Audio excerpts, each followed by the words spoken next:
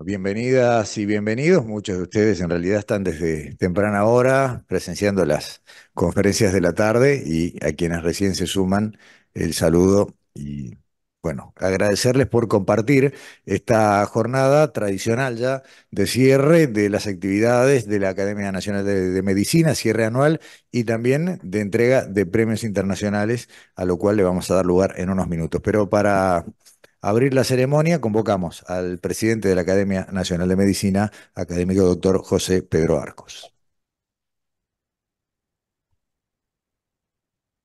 Estimados representantes de los ministerios, ingeniero Majó y doctor Alfonso, estimado decano Arturo Briva, estimados invitados, académicos, colegas y amigos.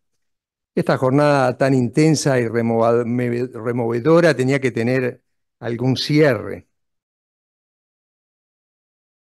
La academia ha percibido que se desarrolla a paso acelerado un cambio de época en la medicina, por lo que hemos tratado de asomarnos al futuro en esta jornada científica. Reflexionar sobre el futuro muchas veces no está entre las prioridades ni de los médicos que están agobiados por su tarea asistencial, ni de los gestores de los sistemas de salud que están preocupados por las urgencias financieras, ni tampoco de las autoridades que están ocupadas por los problemas de actualidad. Mientras tanto, el tiempo corre y los procesos se aceleran en determinados momentos, haciendo que los cambios nos sorprendan y nos tomen desprevenidos. Anticipar el futuro y reaccionar a tiempo actuando para prevenir desajustes o simplemente para no perder el ritmo de crecimiento del conocimiento es una tarea ardua. La tendencia a disculparse luego de cometer errores culpando a la fatalidad de los hechos que sobrevinieron no debería ser la actitud de una comunidad médica. Yo creo que más aún es una cuestión de la bioética, que debería normatizar acerca de la responsabilidad de hacer planes de evaluación de riesgos y activar a tiempo las medidas para evaluar y mitigar los daños. La reciente pandemia nos ha dado flagrantes ejemplos de los efectos que una zoonosis pobremente pronosticada ha tenido sobre la salud de la humanidad. La Academia Nacional de Medicina es un ámbito institucional, independiente de sus decisiones y cuyo objetivo primordial es estimular el conocimiento y la investigación en todos los campos de las ciencias médicas. Por lo tanto, ha tomado esta tarea dentro de sus capacidades lo permiten, intentando no solo vislumbrar el futuro y el devenir de la medicina, sino colaborar en la construcción de una mejor salud. En las últimas décadas del siglo XX vivimos la revolución científico-tecnológica y su inmensa repercusión. La biotecnología produjo una eclosión de descubrimientos no conocida antes. En los primeros 20 años del siglo XXI hemos presenciado el comienzo de la revolución del conocimiento, un movimiento con un potencial transformador de la sociedad sin precedentes en la historia de la humanidad. Algunos teóricos, aunque hay discrepancias, han pronosticado el advenimiento de lo que se ha llamado la cuarta revolución. Disciplinas poco estudiadas por la medicina deberán ser incorporadas como la ciencia de datos, la interconectividad global y la genómica aplicada. Es interesante cómo las fronteras entre las ciencias son cada vez más difusas, las fronteras entre la física, la tecnología digital y la biología cada vez se esfuman más. Más allá de si se trata de una simple evolución o una verdadera revolución de la ciencia, de lo que estamos seguros es que estos procesos transformarán a la medicina. La ciencia de datos se incorpora a la medicina como otras ciencias básicas lo han hecho, y el progreso es tal en inteligencia artificial y sus herramientas que se han formulado analogías interesantes. La mayoría de los algoritmos actuales basados en computadoras son sistemas expertos que se comportan como un estudiante que inicia la carrera de medicina. Toma principios de la patología que estudió en los libros y los aplica a sus nuevos pacientes en un proceso clásico deductivo de aprendizaje. Pero por el contrario, y lo hemos visto a lo largo de la jornada, los sistemas informáticos actuales que aprenden automáticamente actúan como un residente de medicina avanzado, que ya aprende a ejercer a partir de datos de los que ya son sus pacientes y completa el proceso inductivo del aprendizaje. Pero la gran diferencia es la gran cantidad de datos digitalizados que existen hoy y que permiten manejar números enormes a las computadoras de predictores complejos. Esta capacidad, que es superior a la de cualquier humano aprendiendo y razonando, era inimaginable hasta hace poco. Mejorará la formulación de pronósticos. Existen ejemplos numerosos. Las imágenes digitalizadas alimentarán fácilmente algoritmos con conjuntos masivos de datos que, combinados con avances en la visión por computadora, mejorarán el rendimiento de los diagnósticos y exactitud. Actualmente nuestra precisión diagnóstica es baja y la falta de intervenciones para reducir el error médico todavía es alarmante. Los algoritmos generarán sin esfuerzo y con rapidez diagnósticos diferenciales, sugerirán para clínica y reducirán su uso excesivo.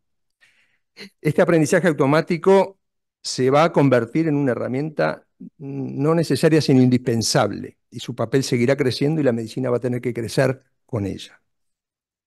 Otra ciencia importantísima es la llamada medicina de precisión, diseñada inicialmente para el mejor conocimiento del cáncer. Pero hay que recordar que estamos a 20 años de la publicación de los resultados del proyecto Genoma Humano en cuanto a su lectura, a la lectura del ADN. Y recién en el comienzo del proyecto de la escritura o la edición, o sea, la síntesis y la edición del genoma humano. Se puede predecir mejor el riesgo de la enfermedad con estos instrumentos y conocer cómo la genética, el ambiente y el estilo de vida van a influir en su prevención. Los diagnósticos que hoy se basan en biomarcadores van a formularse por los genes responsables de la enfermedad. Y los tratamientos van a estar dirigidos con precisión a células con características genéticas anormales, respetando células normales. Esto va a estar en todas las especialidades médicas y ha generado un intenso debate en que se consideran sus implicancias éticas, legales y sociales. El otro aspecto que crece quizá también al mismo paso exponencial es la tecnología médica, que está ligada a la revolución del conocimiento como lo hizo con la revolución científico-tecnológica. Y la aplicación de la cirugía no invasiva, la robótica, la telemedicina son las formas de tratamiento quirúrgico del futuro. Pero esto no va a ser posible que se desarrolle en nuestro país manteniéndonos aislados y limitados por los límites geográficos y políticos. La creación de centros de referencia de acuerdo a las capacidades de cada país es el único camino sensato que puede conducirnos al éxito de la implantación de las nuevas técnicas de alto costo instrumental y alta especialización médica. Se requerirán centros de diagnóstico y tratamiento de elevado nivel de especialización, tanto en materia de recursos humanos como materiales. Y demandarán recursos que en atención a la ecuación costo-efectividad precisarán de la concentración de un número mínimo de casos a tratar. El trabajo médico, como vimos, sufrirá profundos cambios por lo que habría que acompañar esto con las nuevas estructuras de la enseñanza de la medicina. Debemos anticipar a los cambios en la relación médico-paciente, preservando su valor insustituible con la certeza de que esta transformación va a transformar la salud de nuestra población.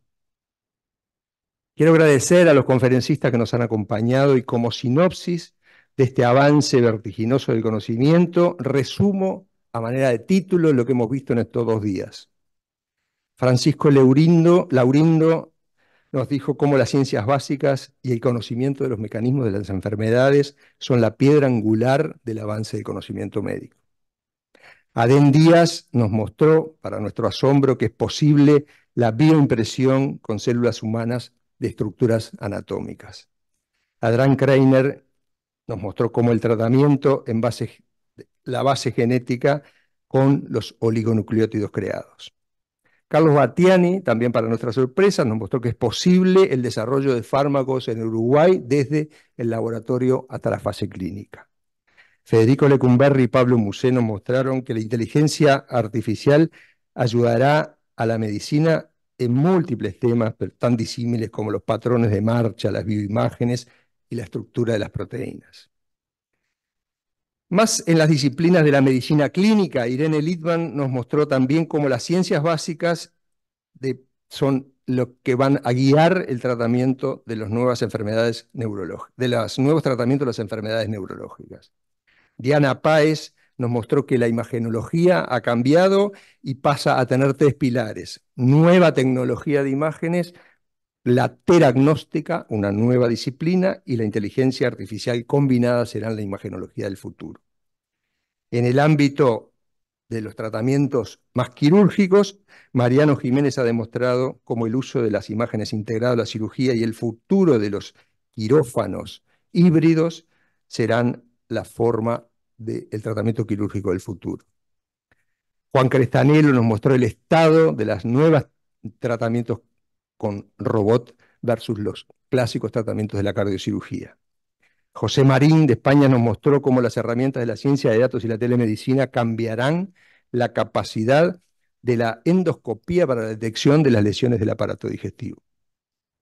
Y finalmente, en la enseñanza y el trabajo médicos, por juntarlos como temas, el profesor Perales nos describió la crisis de las instituciones y de los sistemas educativos en la medicina y propuso un nuevo modelo de enseñanza para salir de esta crisis. Finalmente, Alay Álvarez ha hecho una descripción de los riesgos del ejercicio de la medicina y de cuáles son los métodos para prevenir el desgaste profesional y alcanzar el bienestar personal. Es un apretado resumen de lo rico que vivimos en esta jornada. Quiero agradecer a las sociedades científicas que nos han auspiciado, que son muchas, y a quienes nos han apoyado para el desarrollo, que fueron la Embajada de Francia y las empresas Adium y Cienza. A la organización del salón en el audio y el video, nuestra secretaria Andrea Puppi, siempre eficiente, y nuestros comunicadores de Axón por la difusión. Esperamos con esta jornada haber contribuido a la construcción del futuro de la medicina. Muchas gracias.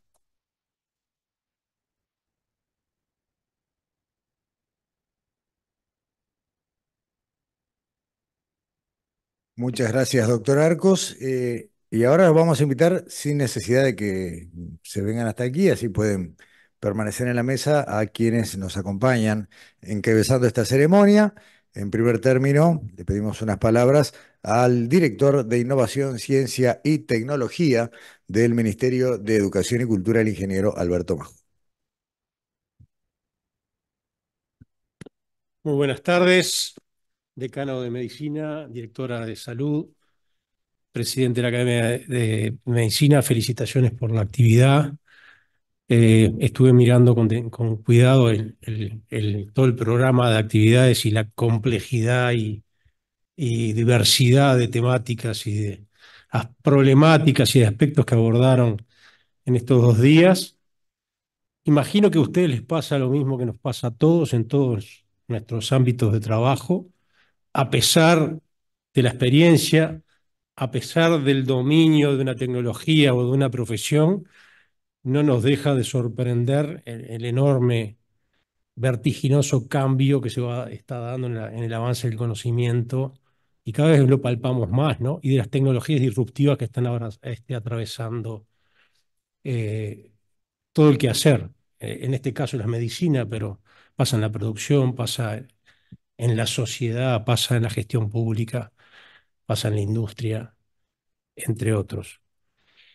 Eh, en este sentido, yo creo que este tipo de jornadas son muy relevantes porque la mejor manera de encarar y de aprovechar esos avances del conocimiento es cada vez más construir red de redes. Porque hoy se terminó eso de que yo me entubo en una disciplina o en una profesión, sino que hoy cada vez más la multiinstitucionalidad, la experiencia, las diferentes sensibilidades, las tecnologías, todo va interconectándose, y estamos un poco obligados a construirnos una especie de ciudadanía interconectada con diferentes disciplinas y experiencias.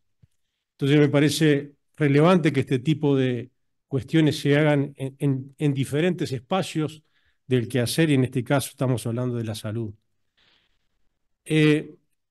Imagínense que si eso desafía las profesiones, la producción y demás, lo que desafía a quienes estamos en la gestión pública, lo que estamos en el diseño de políticas, es cada vez más estresante, porque porque la velocidad de los cambios son tan grandes que a veces son difíciles de acercarse.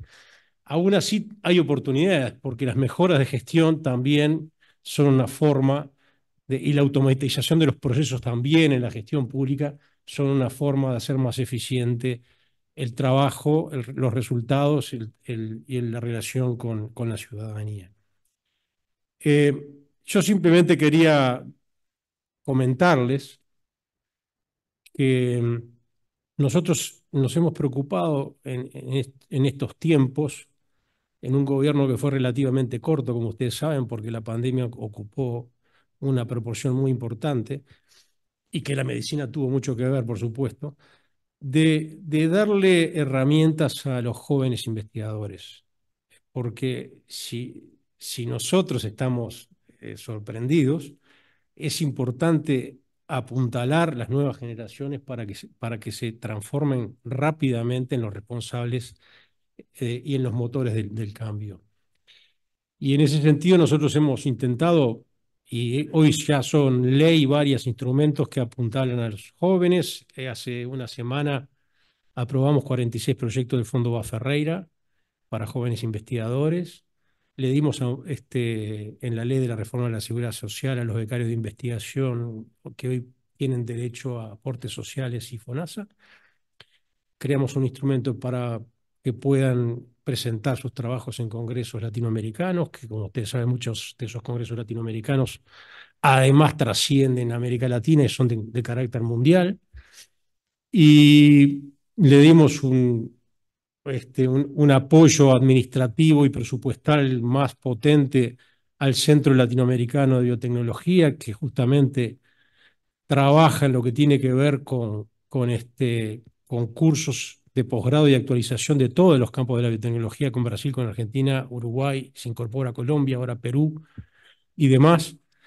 En ese sentido de la red de redes, porque la red de redes también es concéntrico en la región. Tenemos que aprovechar las capacidades de Brasil, de Argentina, de los países latinoamericanos, que siguen siendo todavía una proporción muy acotada de la creación de conocimiento mundial, pero es la base por la cual uno parte.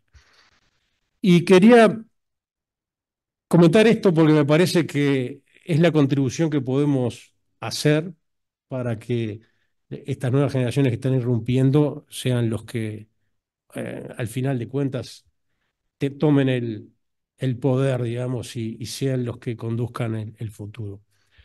Por último, quería comentarles que también en la última rendición de cuentas se aprobó por ley la creación del Premio Nacional de Ciencias, que el primero se había creado por decreto y que se convocó en 2021, que el primer ganador en la primera edición fue Rafael Radi, por lo cual, como se aprobó en carácter trienal, el año que viene se va a convocar a la segunda edición del Gran Premio Nacional de Ciencias. De manera que, bueno, son algunas de las cosas que quería comentar. Me dijeron que eran 3 minutos, así que no me puedo pasar mucho más. Felicitarlos y, bueno, sigamos trabajando en conjunto, que tenemos muchas cosas para hacer entre todos. Muchas gracias. Gracias, ingeniero Majó, quien además está en representación del ministro de Educación y Cultura, y justamente en representación, en este caso, de la ministra de Salud Pública, la doctora Karina Rando, nos acompaña quien ocupa la Dirección General de la Salud, la doctora Adriana Alfonso, a quien le cedemos el uso de la palabra. Bueno, muchas gracias por la invitación. Por supuesto, hacerle llegar los saludos de nuestra señora ministra, que no pudo acompañar por razones de agenda, pero claramente también es una mujer de ciencias, como ustedes lo saben, una mujer que también tiene una trayectoria académica y bueno, que realmente confía mucho en que este también es el camino.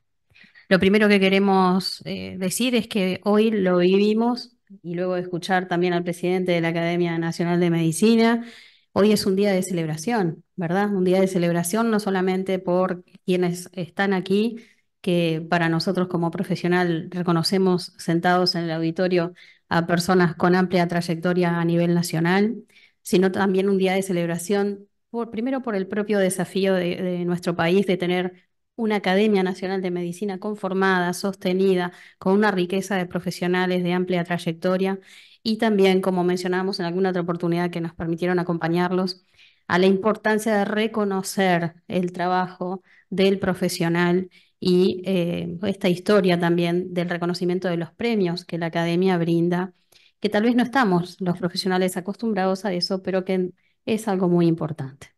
En el día de hoy, lo mencionarán posteriormente, desde la salud pública también, mm, nos sentimos muy satisfechos y muy felices en los motivos o por lo menos los contenidos de esa premiación, en cuáles son justamente, o ha sido el tema seleccionado, que lo mencionarán más adelante, considerando que se trata también de un evento reemergente a nivel de la región. Las palabras del presidente de la Academia Nacional de Medicina fueron realmente, completaron mucho de lo que nosotros también compartimos. Es imposible pensar en políticas públicas sanitarias si no nos unimos, si no trabajamos y nos nutrimos del saber de la academia. Hemos tenido la experiencia reciente de un evento pandémico que además fue prolongado en el tiempo y donde Uruguay una vez más pudo, ¿verdad?, levantar también esa bandera de decir, pudimos trabajar, pudimos realizar una buena gestión de de la pandemia y también demostrar de alguna manera al resto de los países bueno, que teníamos fortalezas claramente desde el punto de vista técnico y académico que permitieron gestionar y gestionar también mejor los recursos. Por lo tanto, compartimos que el camino es el camino es la innovación, es la ciencia y es interoperar con las cosas que Uruguay tiene, que muchas veces no puede que no se reconozcan cuando estamos dentro de nuestro propio país, pero que escuchando otros saberes a nivel de la región, debemos estar muy orgullosos de toda la información y los avances que nuestro país tiene y que seguro confiamos vamos a poder progresar para tener un carácter predictivo para la toma de decisiones y no solamente aguardar a que las cosas pasen. De nuestra parte no queremos extendernos más, simplemente también celebrar y agradecer con quienes tenemos el honor de compartir la mesa, que representan también pilares importantes, como decíamos, en un tema como este y que nos acompaña y que nos invitan. Muchas gracias. Muchas gracias, doctora Alfonso. Ahora pedimos que dirija unas palabras a quien es el decano de la Facultad de Medicina de la Universidad de la República, profesor doctor Arturo Briva. Bueno, muchas gracias, buenas tardes a todos. Agradecerles, por supuesto, en el nombre de José Pedro, a toda la Academia Nacional de Medicina por permitirme estar aquí en este cierre de actividad. Estaba pensando un poco todo lo que José había enumerado en su discurso. Realmente creo que en cada uno de esos renglones la Facultad de Medicina tiene cosas para aportar, para ayudar y para crecer, y tiene responsabilidades institucionales que cumplir. En este momento me toca representar una institución que mañana cumple 148 años y la academia también está invitada a participar en la ceremonia de entrega de títulos a la generación 2023. Somos una institución, y digo somos porque estoy rodeado de docentes con cargos activos y con cargos que han abandonado, pero una vez docente, siempre docente, y siguen siendo parte de toda la comunidad académica de la UDELAR. Les decía, somos parte de una institución que ha pasado a lo largo de estos 148 años por múltiples desafíos, ¿sí? Sobrevivimos a más de una pandemia, a un magnicidio, a la dictadura, a crisis económicas, y si bien siempre la estructura de la facultad y de la UDELAR es vista muchas veces como parte de los desafíos a superar, porque es una estructura muchas veces burocrática y pesada, es la estructura que también nos ha permitido llegar hasta acá. Y mientras otras propuestas, tanto educativas como científicas, han caído por el camino, la Facultad de Medicina cumple mañana 148 años, con sus aciertos y con sus errores. Parte de lo que decía José del desafío a punto de partida de la incorporación de tecnología en la práctica médica, de inteligencia artificial, también nos lleva a cuestionarnos en el día a día ¿Qué cosas tenemos que nosotros, como Facultad de Medicina, prever, aportar a la sociedad?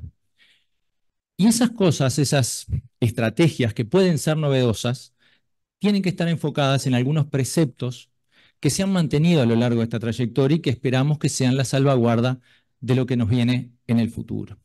La práctica de la medicina es una práctica que está regulada, que tiene bases éticas, que tiene otra pata de formación técnica y de innovación, y que también está basada en la construcción de confianza con la sociedad. Y creo que esas cosas, con o sin inteligencia artificial, las debemos seguir manteniendo, porque han sido también la clave del éxito para nuestro desarrollo, supervivencia y progreso a lo largo de todos estos años. Concretamente, dentro de los últimos desafíos que hemos atravesado, es notorio que la comunidad médica, con todas sus fortalezas asistenciales y científicas, le ha puesto el hombro al país en una de las peores crisis sanitarias que hemos atravesado.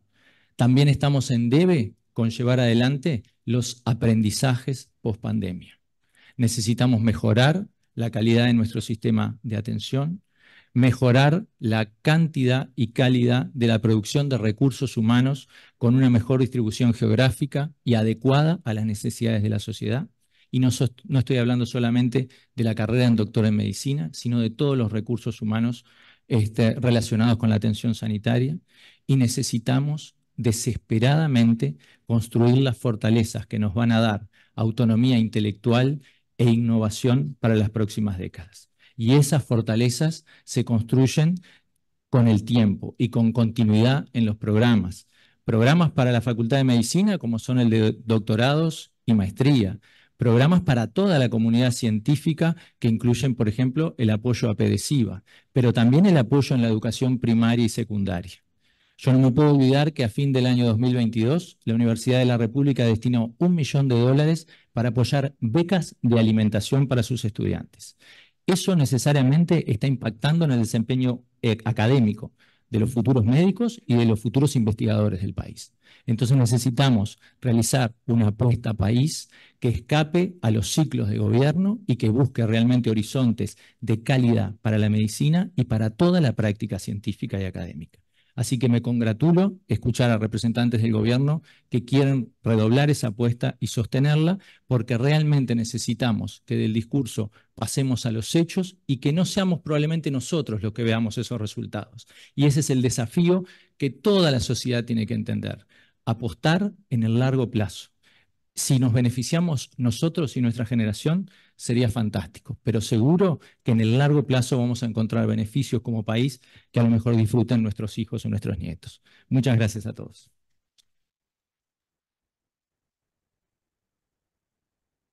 A continuación vamos a dar paso a la entrega de reconocimientos, de premios.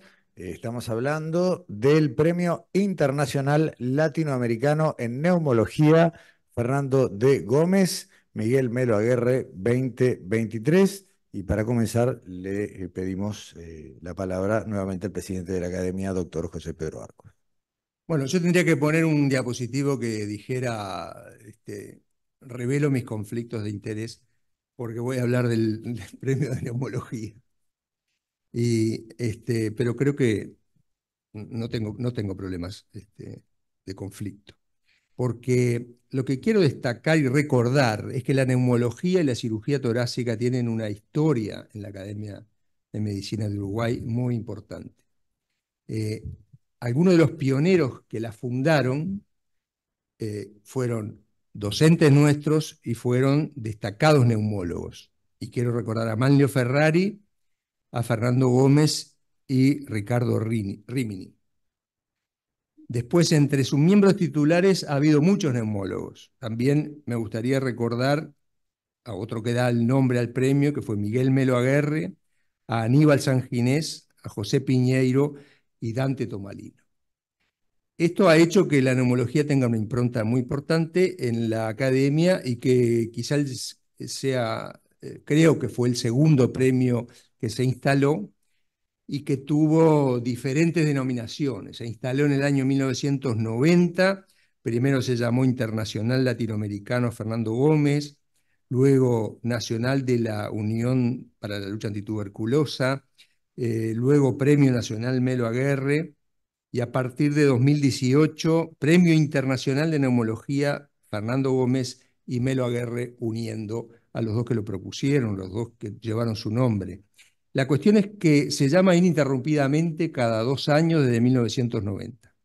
Ha distinguido a muchos trabajos de colegas uruguayos y de colegas argentinos, y ha abarcado aspectos que van desde la biología molecular hasta los temas clínicos de la neumología y la terapéutica de la neumología. Siempre, para evitar los conflictos de interés, se han conformado tribunales con académicos y profesionales expertos que hacen los mayores esfuerzos para juzgar con ecuanimidad e imparcialidad a los estudios que se presentaron. Se valora el impacto en la salud, la originalidad, la metodología científica y el respeto por la bioética. Por lo tanto, es un honor para mí representar a la academia como presidente en esta entrega de premios. Muchas gracias.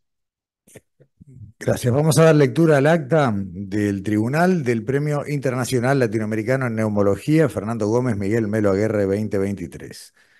Siendo las 18:30 del día 16 de noviembre del año 2023, se reúne el Tribunal Evaluador Premio Internacional Latinoamericano en Neumología Fernando Gómez Miguel Melo Aguerre, integrado por los académicos José Pedro Arcos, Javier Hurtado, Silvia Giflet, Eduardo Osinaga y Gustavo Fole. Luego de analizar los trabajos presentados, el tribunal por unanimidad resuelve otorgar el primer premio al trabajo titulado Polimorfismos en Dectin 1 y la infección tuberculosa, cuyos autores son Mónica Cufré, Domingo Juan Palmero, Mercedes Pastorini, Mercedes Alemán. Es un trabajo de un grupo de Argentina. Y también decide distinguir con una mención al trabajo Reconstrucción genómica de cadenas de transmisión y perfiles de resistencia a drogas antituberculosas en la cepa del brote MDR-CH. La autora principal es Noemí Yokoboki, los coautores Roxana Paul, Federico Lorenzo, Domingo Palmero y los colaboradores Ingrid Van Mayer, Beatriz López, Norberto Simboli, Laura Pérez Lago y Darío García de Viedma, también son de Argentina. Concluimos aquí la lectura del acta y vamos a proceder ahora sí a la entrega del primer premio al trabajo Polimorfismos en Dectin 1 y la infección tuberculosa. Vamos a invitar a Silvia Giflet, integrante del Tribunal Evaluador.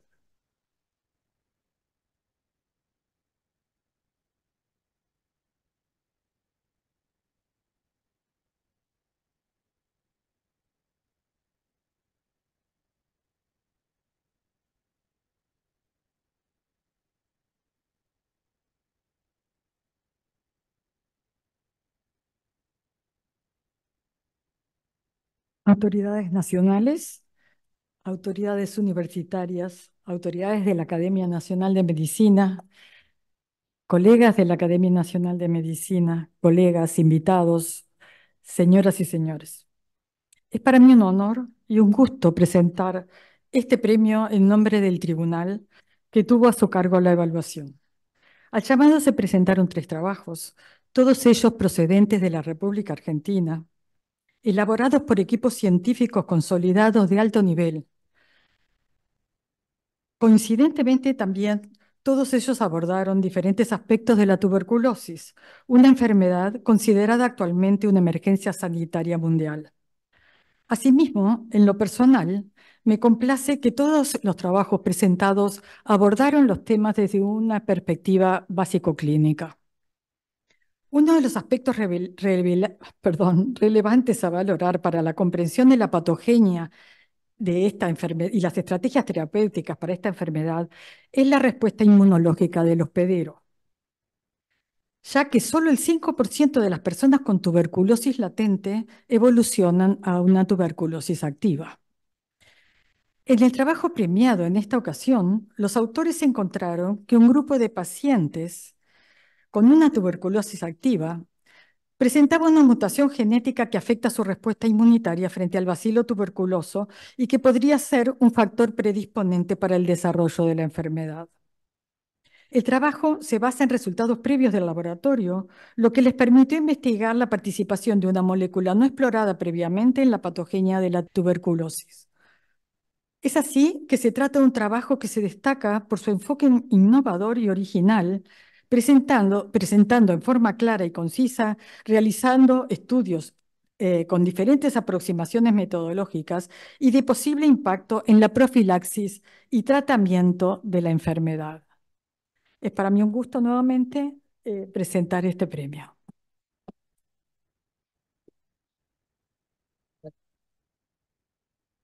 Convocamos en representación del equipo ganador a la doctora Mercedes Alemán.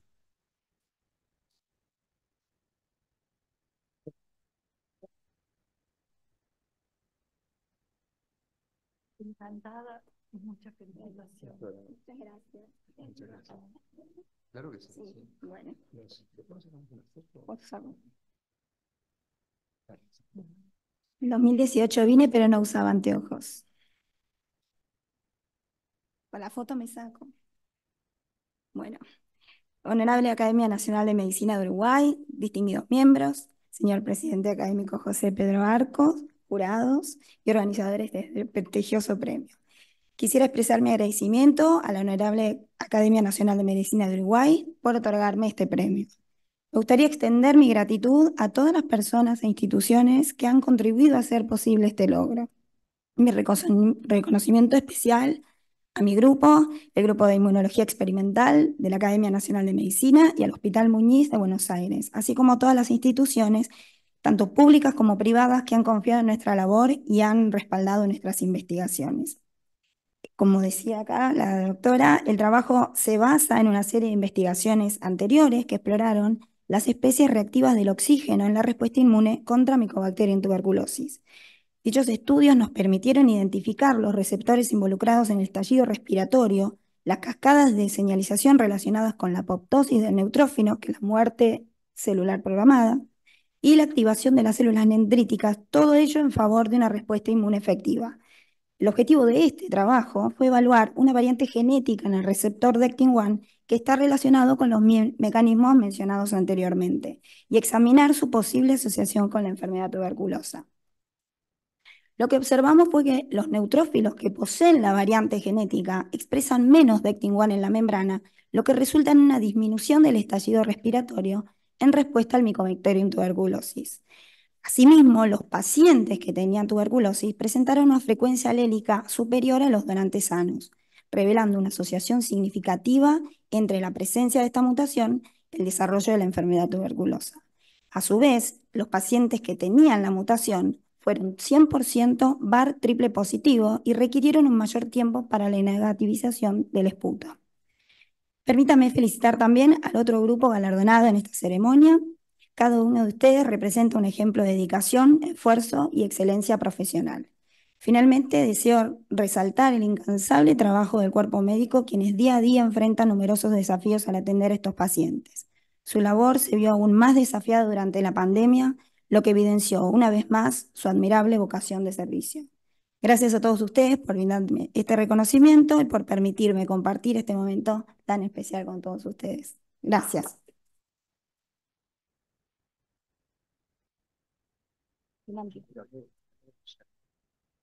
Acá que se ve el premio, sostén el premio.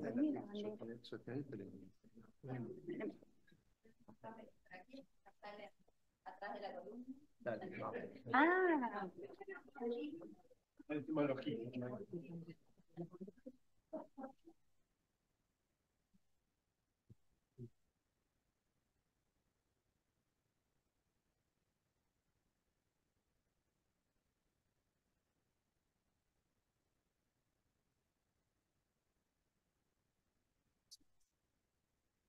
Y por la mención al trabajo, reconstrucción genómica de cadenas de transmisión y perfiles de resistencia a drogas antituberculosas en la cepa del brote MDRCH, vamos a invitar en primer término, una vez más, a la académica Silvia Schiflet, integrante del Tribunal Evaluador.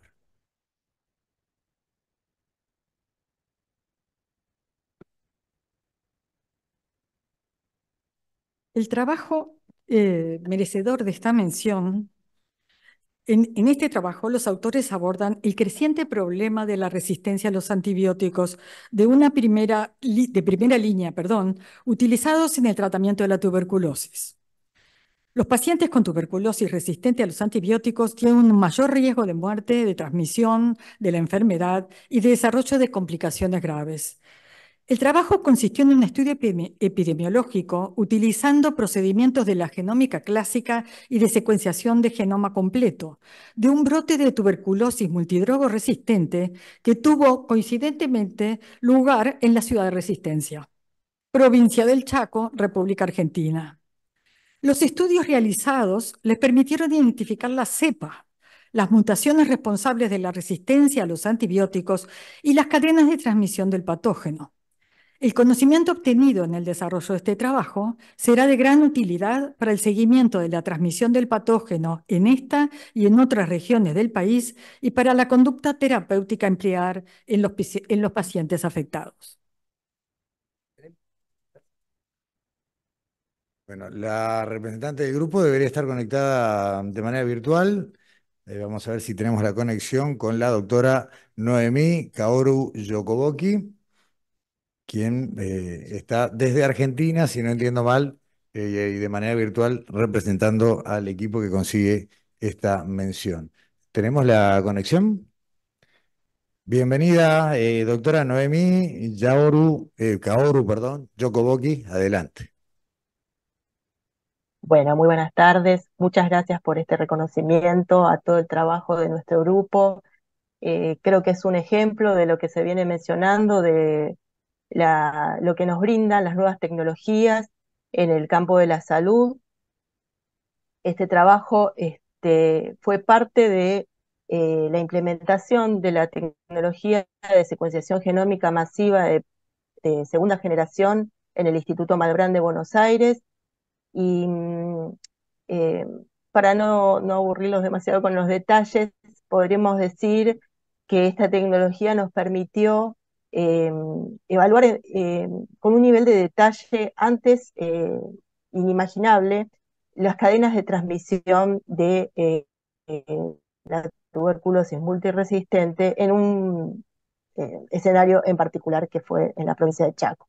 Esta tecnología nos permitió vincular, corroborar en realidad el vínculo entre casos que sabíamos que estaban relacionados, como por ejemplo casos de transmisión intrafamiliar, pero lo más interesante fue que nos permitió vincular otros casos que no tenían conexión según los datos epidemiológicos clásicos de los que disponíamos.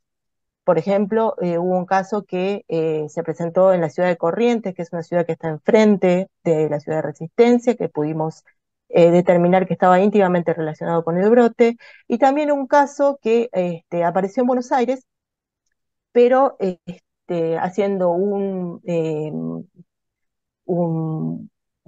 indagando un poco más en profundidad al personal de salud que recibió esa muestra, había sido de una persona residente de Chaco que había emigrado a la provincia de Buenos Aires.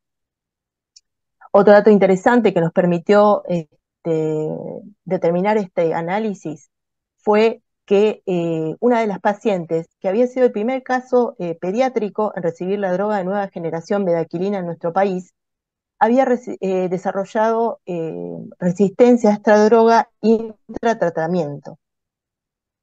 Este es un dato que lamentablemente obtuvimos durante este estudio de manera retrospectiva, porque en el momento en el que recibimos este aislamiento no estaban implementadas ni la secuenciación genómica ni la prueba de sensibilidad fenotípica a esta droga que recién se incorporaba a los esquemas de tratamiento en nuestro país. Así que bueno, creo que es un pequeño ejemplo de lo que pretendemos aportar desde nuestro lugar a la salud pública a través de esta herramienta tan poderosa que es la genómica para la vigilancia de una enfermedad transmisible. Muchas gracias a todos los presentes por su atención y por este reconocimiento. Muchas gracias, doctora. Acá está su mención que se la haremos llegar oportunamente.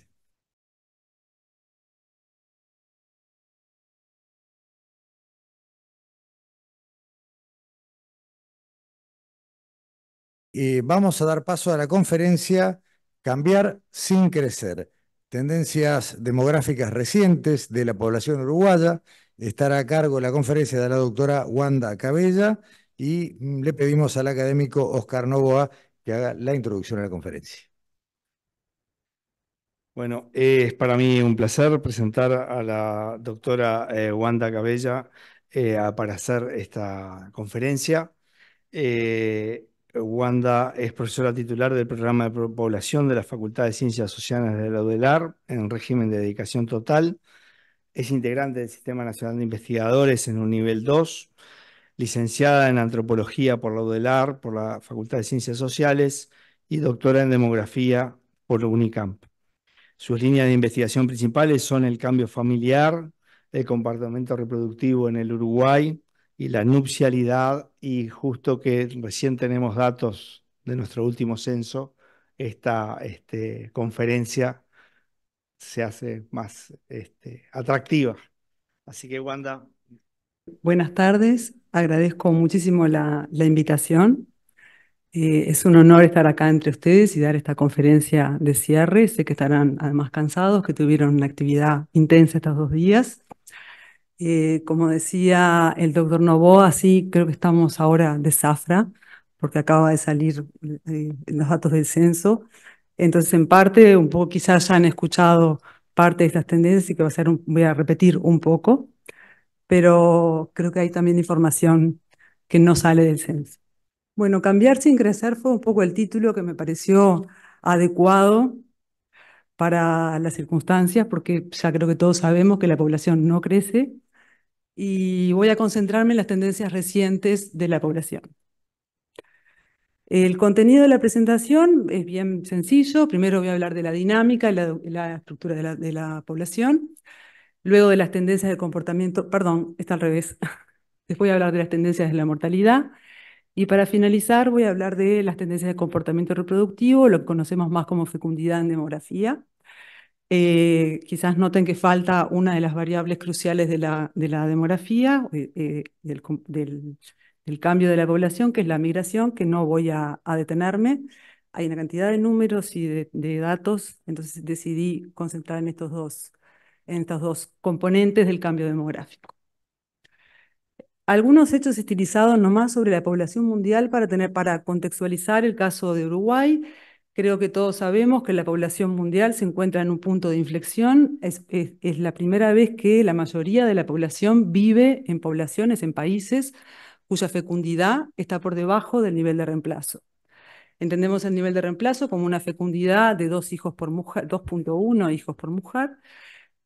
Y digamos, ya el mundo converge hacia esa fecundidad y eso tiene digamos, consecuencias bastante importantes. Es un cambio rápido, afecta a países en distintos niveles de desarrollo y es una tendencia sostenida, y creo que lo más importante para tomar en cuenta es que quizás es irreversible o con niveles de reversibilidad bastante marginales.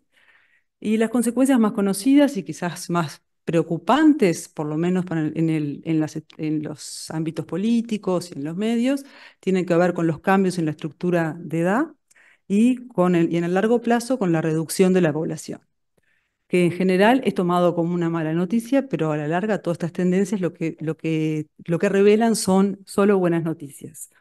La fecundidad se ajustó por lo menos en gran parte, a los deseos de las parejas, de las mujeres, de tener la cantidad de hijos que deseaban, y ese es el principal motor, sobre todo, del envejecimiento, y la mortalidad mejoró, por lo cual la esperanza de vida aumentó.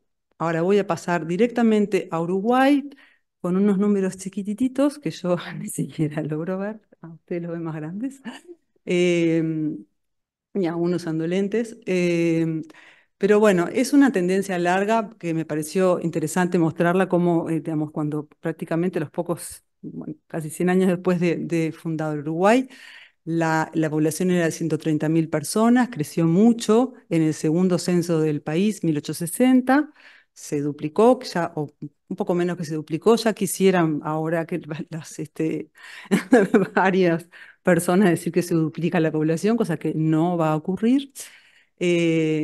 Ya para 1908, en el primer censo del siglo XX, la población alcanzaba 1 millón de personas, o sea que crecía mucho, y crecía gracias a la inmigración, del tema que no voy a hablar, pero las tasas eran enormes, digamos, poco usuales en términos demográficos, salvo ocurren solo cuando hay mucha migración. Y llegamos al censo del 63 con una población cercana un poco más de los, dado 2,5 millones de personas. Como verán, hay un hiato importante entre el censo del 8 y el 63. Dicen los historiadores con suspicacia que el Uruguay no quiso saber lo poco que crecía en todo ese periodo intercensal.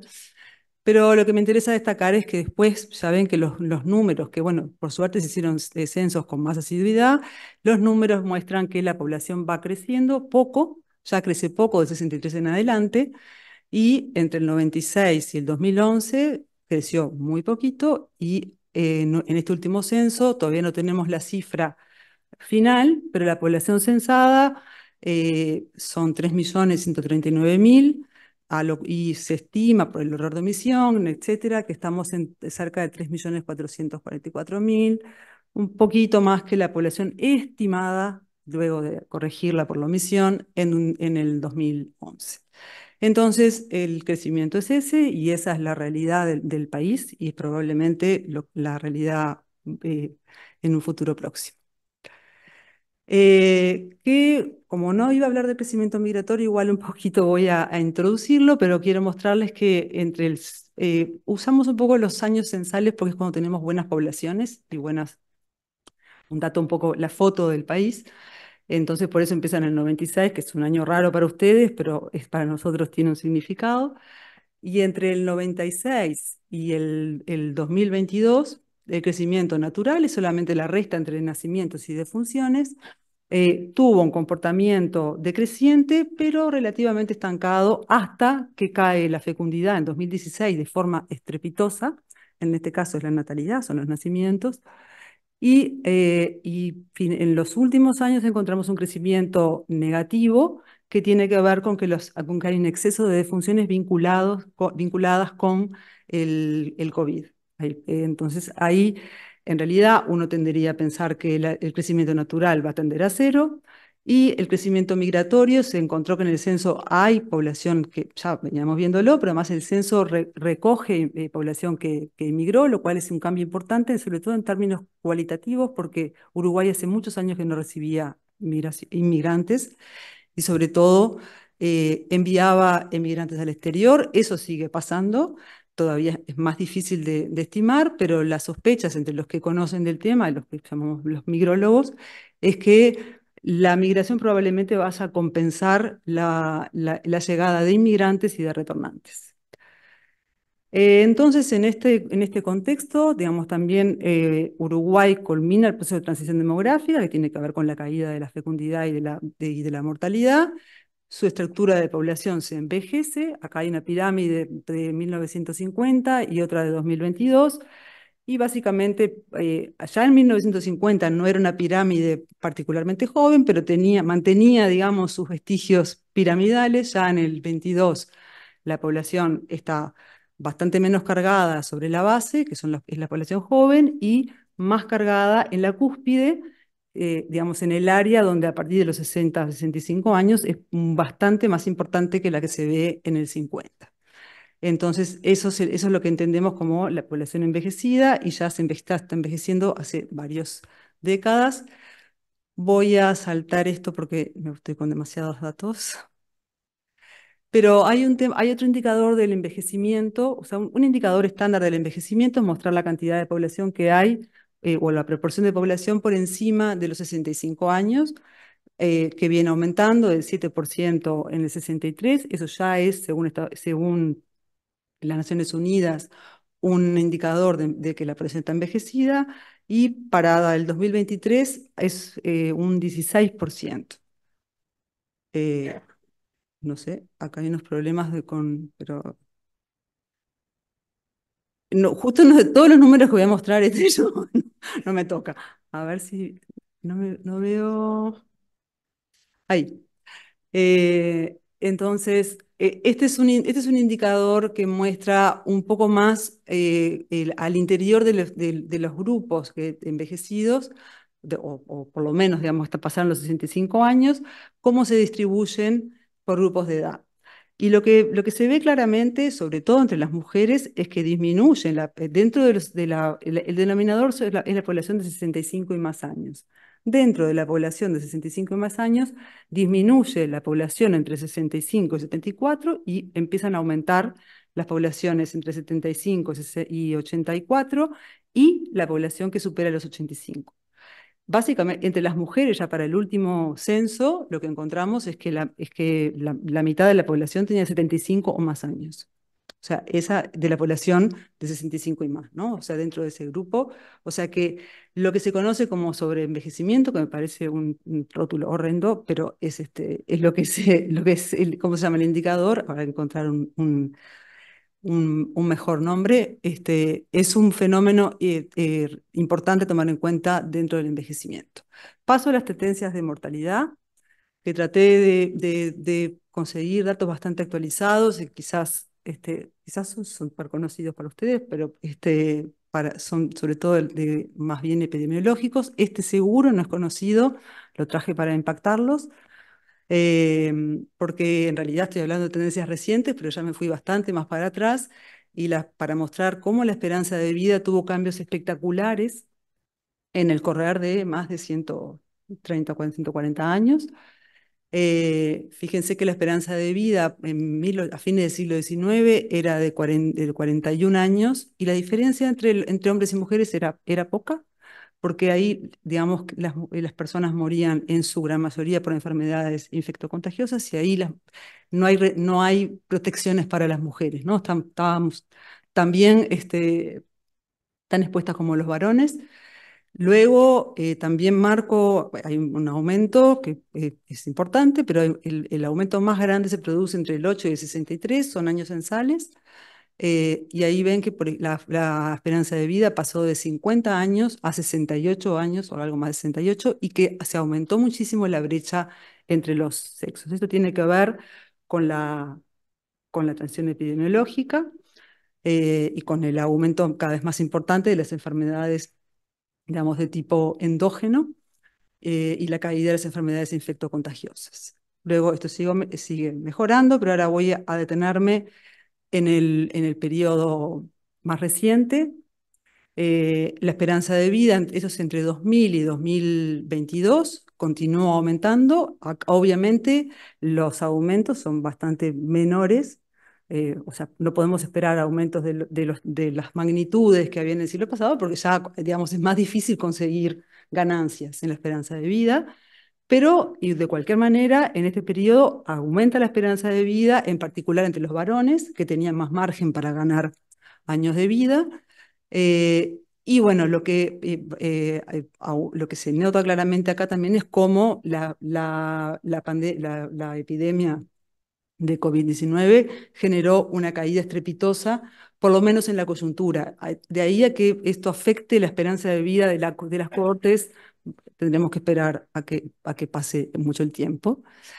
Pero voy a ir directamente ahora a mirar un foco en qué pasó con la pandemia. Estos son datos de defunciones anuales, es el número absoluto nomás, que crece del 70 hasta el 22, y vemos como en realidad van aumentando, producto de que hay más población en edad de fallecer, o sea, cuando se envejece la población tenemos más defunciones, lo cual parece contraintuitivo, pero es bien razonable.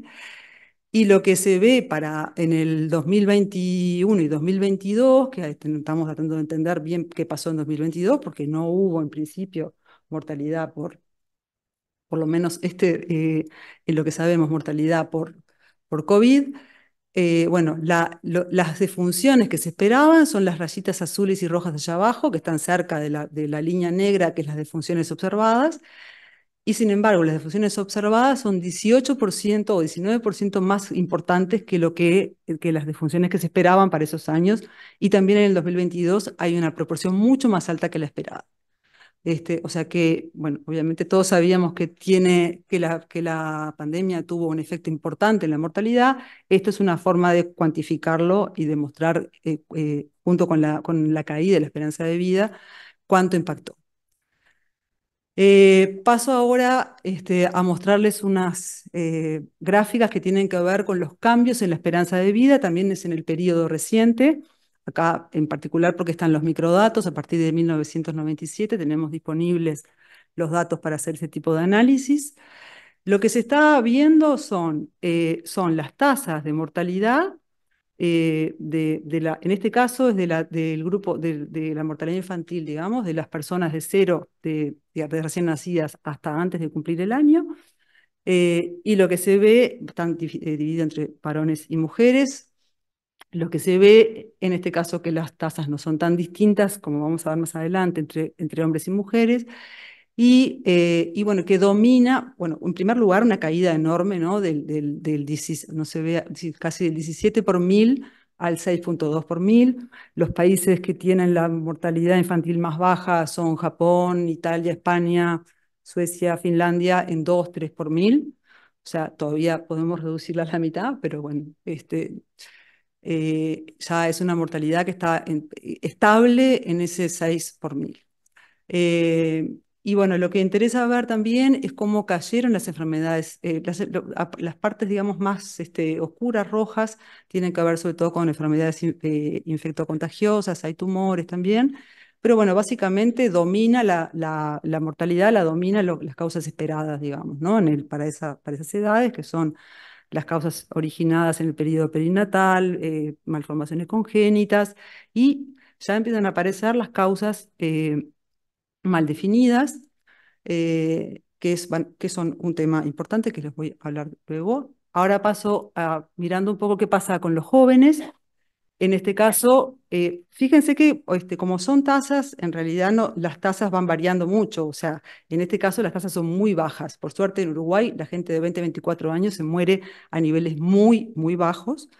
Entonces son mucho más bajas que las tasas de la mortalidad infantil, bueno, pasan de 1,5, pero lo que es interesante ver acá es que, acá lo que domina son las causas externas, o sea, básicamente la violencia, los accidentes, y eso afecta particularmente a los varones, y un aspecto que es importante tomar en cuenta es que no mejoró, o sea, no hubo mejoras en las tasas, ni entre las mujeres ni entre los varones. Y ahí se empezaba a ver el COVID, la mortalidad por COVID. Esos números, al estilo Uruguay, esos son, entre los varones el azul es solo COVID y son 2, 3 casos. Y entre las mujeres aparecen unos celestitos que tienen que ver con la mortalidad materna. También son pocos casos, pero están.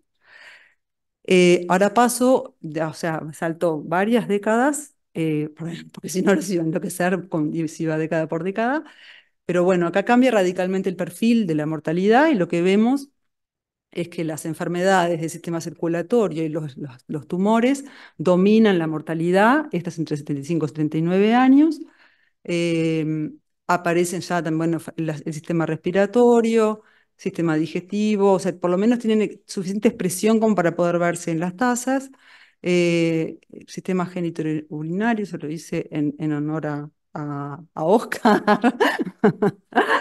que me invitó a esta conferencia. Dije, no lo voy a dejar afuera. No, aparece solo. O sea, cuando son muy mínimos se mezclan con otras causas. Y las causas mal definidas, que son un problema importante. Como vemos, por supuesto, las causas, por algo la esperanza de vida es más alta entre las mujeres, es porque las tasas siempre son más bajas y las ganancias son muy importantes en las enfermedades circulatorias. Y entonces acá cambia un poco la gráfica, pero muestra cuánto contribuye cada grupo de causas al aumento de la esperanza de vida. Sabemos que aumentó la esperanza de vida, eso va hasta el 2019, evitando los problemas eventuales de 2020, que en realidad mejoró mucho todo, pero lo que se ve es que el sistema circulatorio contribuye entre las mujeres, entre los varones, más de un año.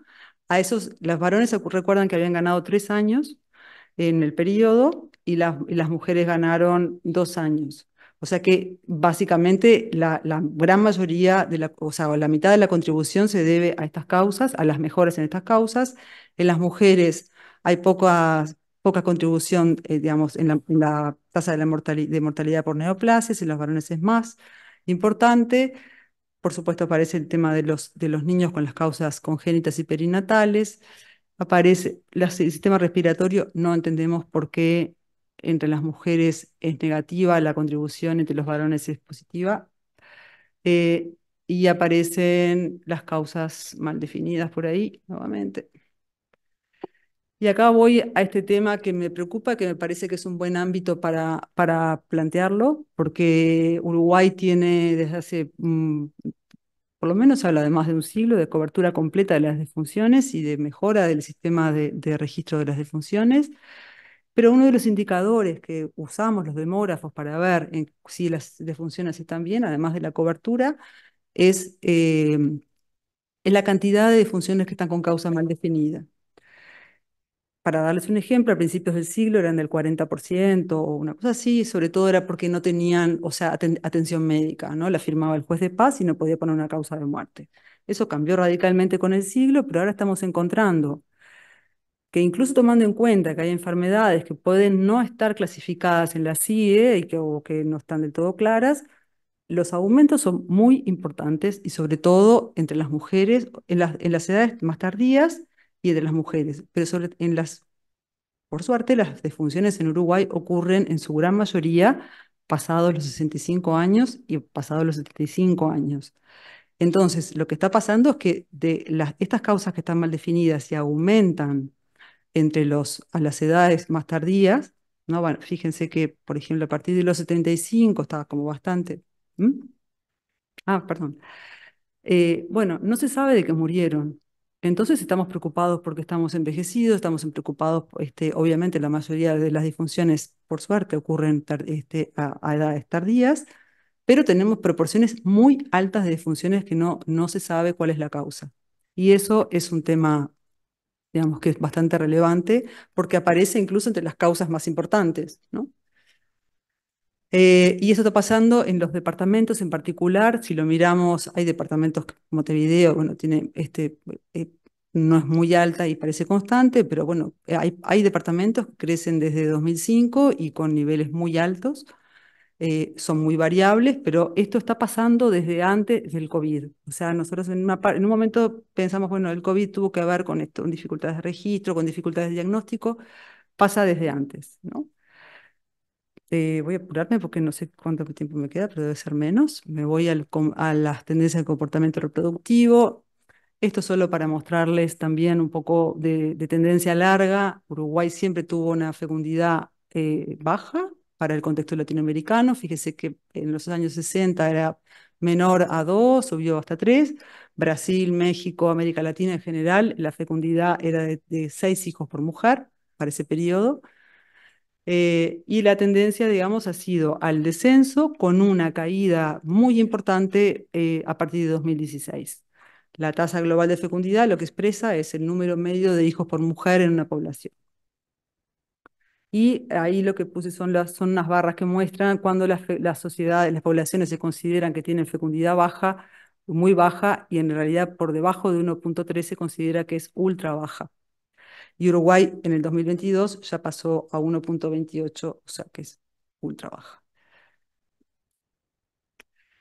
3 etapas, esto también yendo al periodo reciente, o hay una caída que es post-Cairo, digamos, la conferencia del Cairo tuvo mucha como impacto, influencia en las políticas de salud sexual y reproductiva, en la anticoncepción, sobre todo más bien en anticoncepción, y se colocó como un problema y eso tuvo un impacto sobre todo para digamos, la demanda no satisfecha de anticoncepción y eso tuvo un impacto importante, la fecundidad cayó de 2.5 hasta 2.1 o en 2005 estaba por debajo del reemplazo, tenemos un periodo de estabilidad entre 2005 y 2015, ya los nacimientos que eran 60.000 pasaron a 50.000, se mantuvieron en 50.000 durante todo ese periodo y todavía sin que conozcamos exactamente qué pasó, la reducción ha sido enorme y estamos en una fecundidad, pasó de 2016, que estaba en cerca de 2 hijos por mujer,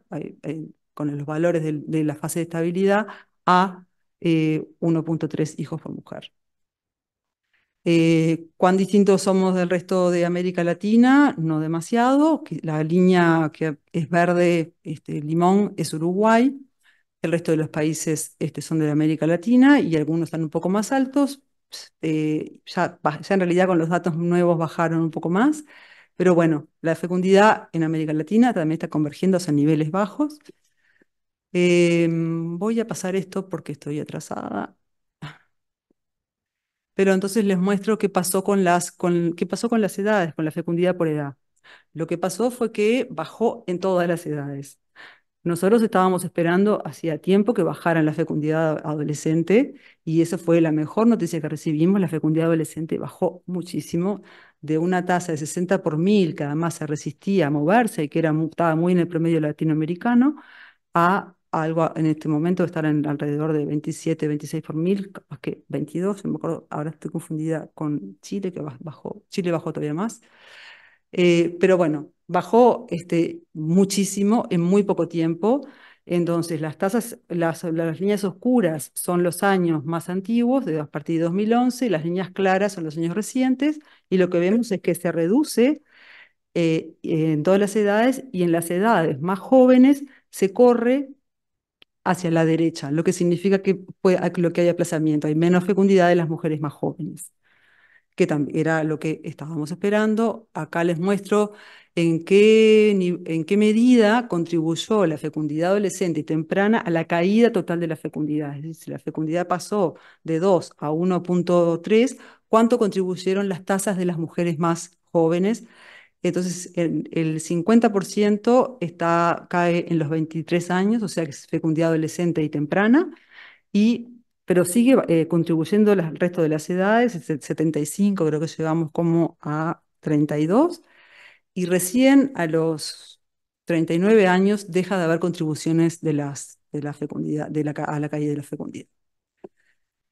Esta gráfica, lo que está mostrando, o sea, nosotros, uno de los temas importantes y también es de las cosas que Uruguay ha sido bastante pionero en el resto de América Latina, es mostrar la fecundidad por orden, porque no es o sea, la fecundidad, digamos, tomada en su totalidad, bueno, son las mujeres que tienen 3, 4 hijos, o el primer hijo, el cuarto hijo. Nosotros lo que estamos mostrando es cuánto contribuye las personas que dejan digamos, que dejan de tener en un momento determinado, de pasar a tener de 0 a un hijo, de 1 a 2 hijos, y por edad.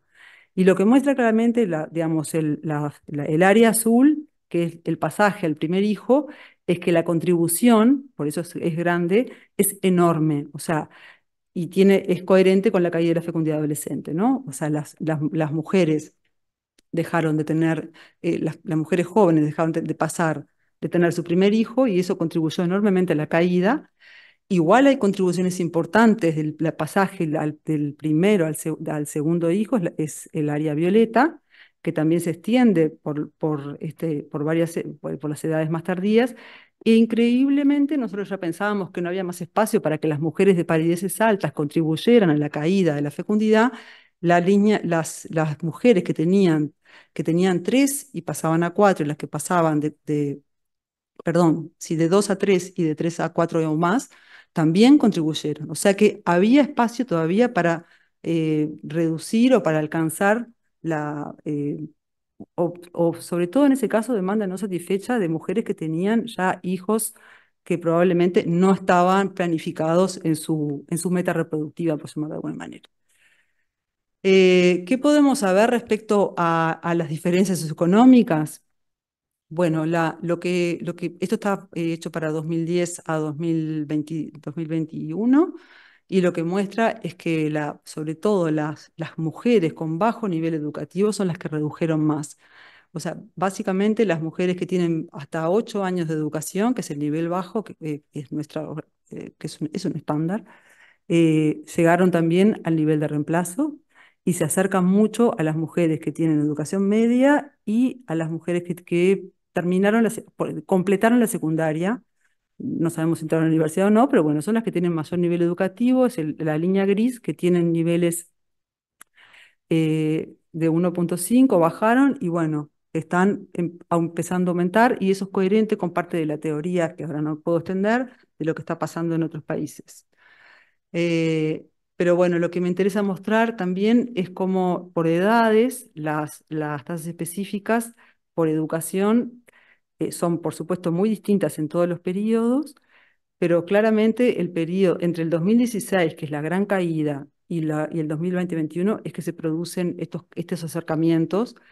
Y de todas formas, las mujeres más educadas, digamos, retrasan su fecundidad hacia los grupos más tardíos, a partir de 30, 34, y eso también, pero de cualquier manera se redujeron en el nivel, ¿no? Cambia el calendario, pero hay reducción de nivel. Ahora paso a otro factor, o sea, la postergación es un factor que reduce la fecundidad en el periodo, el quantum, la caída del quantum es otro, y directamente el no tener hijos al finalizado el periodo reproductivo es el tercer factor que contribuye a explicar la caída. Eso se mira con censos, con lo cual no lo podemos mirar con estadísticas vitales, que es lo que estábamos viendo ahora, y proyecciones. Lo que se ve es que, a diferencia de lo esperado, en realidad ha pasado en casi todo el mundo, la proporción de mujeres que no tuvieron hijos al final de la vida reproductiva disminuyó con el correr del siglo, ¿no? O sea, pueden ser también, hay varias explicaciones. No me puedo extender, una de ellas quizás es interesante para ustedes, es también las tasas de infertilidad, sobre todo en poblaciones un poco más pre-transicionales, eso ocurre mucho, pero bueno, ahora se está estancado y estamos expectantes a ver qué es lo que pasa en el censo del 2023, que mi sospecha es que va a haber aumentado bastante la proporción de nulíparas al final de la vida reproductiva, por lo que está también pasando en el resto del mundo. Y con esto ya termino, para seguir en la inundación de datos. Lo que muestro acá son los indicadores del cambio familiar. O sea, todos estos cambios, en particular lo que tiene que ver con el comportamiento reproductivo, tuvo lugar en el marco de cambios sociales, y etcétera, muy, muy importantes, pero también en el cambio de familiar, que para Uruguay es poco usual ver este tipo de gráficas donde todo se mueve, ¿no? Por eso también, por eso no crecemos pero cambiamos, y esto es como el retrato del cambio familiar en Uruguay, que es impresionante y que quizás también, como dijo en algún momento Carlos Filgueira, hace ya muchos años cuando él lo empezó a ver, es una revolución silenciosa. No voy a mostrar mucho, ya se ve, bajan los casamientos, aumentan las uniones consensuales, aumentan los nacimientos fuera del matrimonio legal, el divorcio tenemos pocos datos, pero había aumentado mucho, aumentan mucho la proporción de parejas jóvenes que no se casan, y ya termino. Entonces digo, bueno, vuelvo a mi título, no crecimos, pero sí cambiamos. La población crece poco y se envejece, es un proceso largo y digamos, ya de tendencia larga en Uruguay, difícilmente reversible.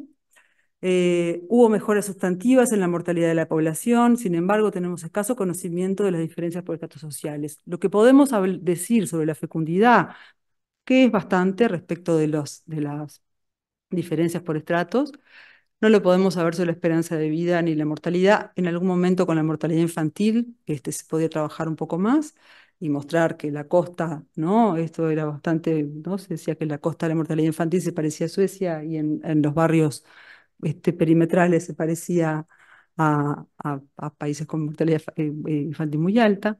Pero bueno, no sabemos, no tenemos tablas de vida por ejemplo, por profesión. En Francia, justo puse una docente universitaria, porque en Francia hace 15 años, que fue el último dato que vi, una docente universitaria vivía alrededor de 12 años más que un obrero de la construcción, y eso era en Francia. Entonces, bueno, hay unos cambios que ya los mostré, enormes en la fecundidad. Y respecto de la fecundidad, que es digamos, la variable que más va a afectar al crecimiento probablemente, ¿qué podemos esperar? Bueno, no vamos a esperar que cambie radicalmente. pero sí podemos esperar que repunte porque porque la caída de la fecundidad ocurrió sobre todo en el grupo de madres adolescentes y entonces, perdón, de mujeres adolescentes.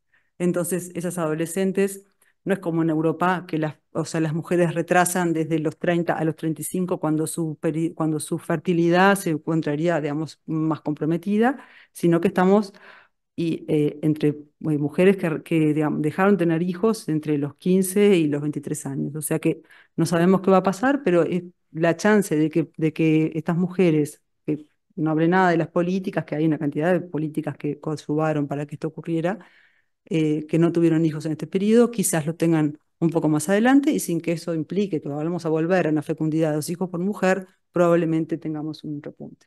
Muchas gracias y no felicité a los premiados, a las premiadas, que quiero felicitar.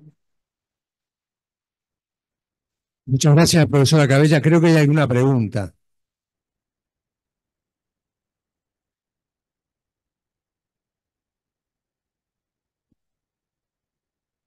Bueno, primero, por supuesto, felicitar por la recopilación de toda la información de alcance nacional y también el análisis.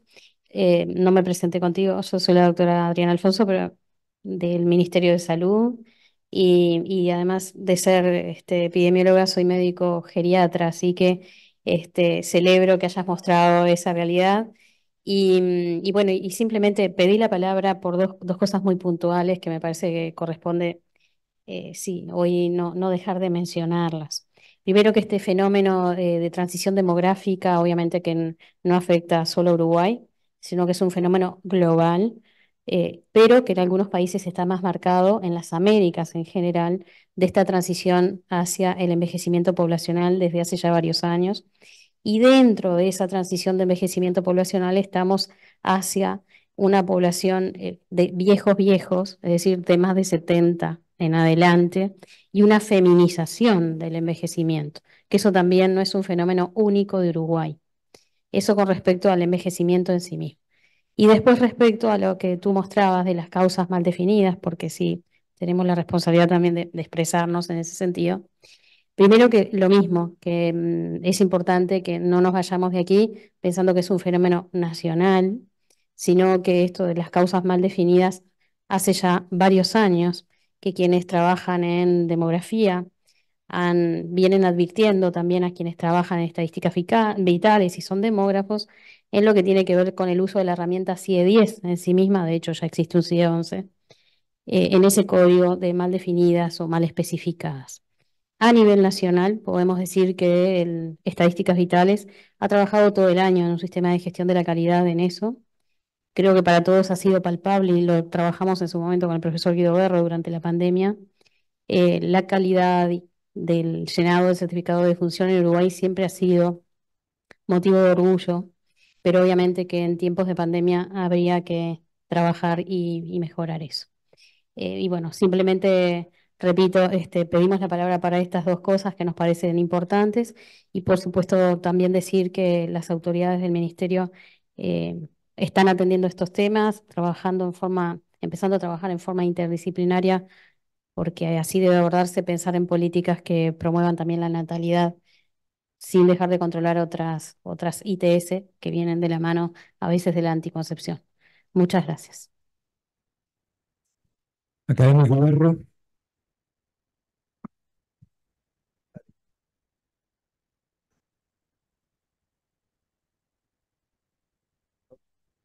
Muy breve, no quiero que se prolongue mucho. Certificado de función se regía por un reglamento de hace muchísimos años y cambió por una ley. El reglamento no decía que podíamos poner muerte de causa ignorada y yo veía, o de causa desconocida, como sí dice la ley ahora. La ley dice que podemos poner de causa desconocida. Entonces, cuando firmábamos, hace más de 10 años, como no decía que podíamos poner causa ignorada, poníamos paro cardiorrespiratorio. Obvio.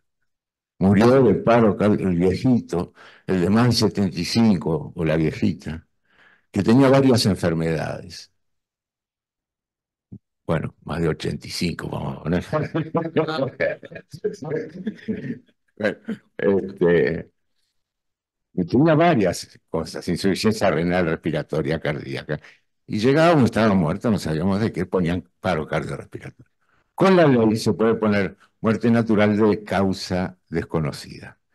Yo temo, que la ley coincide un poco con lo que la conferencista decía del aumento de las causas mal definidas. Yo pienso que hay muchas causas mal definidas porque ahora los médicos ponen ponen menos muerte por paro cardiorrespiratorio y ponen más muertes por causa natural de origen desconocido.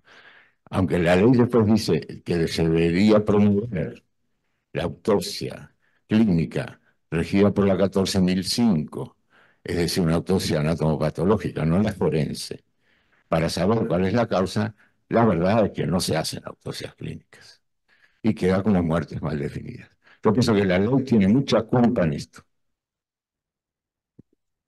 Muchas gracias. Para terminar, un pequeño comentario sobre esas causas respiratorias de mujeres. Las mujeres empezaron a fumar varias décadas después que los hombres. Nosotros hasta el año 2000 rara vez veíamos una enfermedad pulmonar avanzada vinculada al cigarro en mujeres jóvenes. Y a partir del año 2000 las empezamos a ver. Es un dato a tener en cuenta. Muy bien, muchas gracias, doctora Wanda Cabella.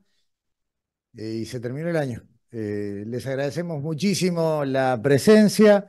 De esta manera se cierra la actividad de la Academia Nacional de Medicina de este 2023. Y bueno, esperemos que la salud no tenga sustos el año que viene como han sido los años que van pasando. Muchas gracias y nos vemos el año próximo.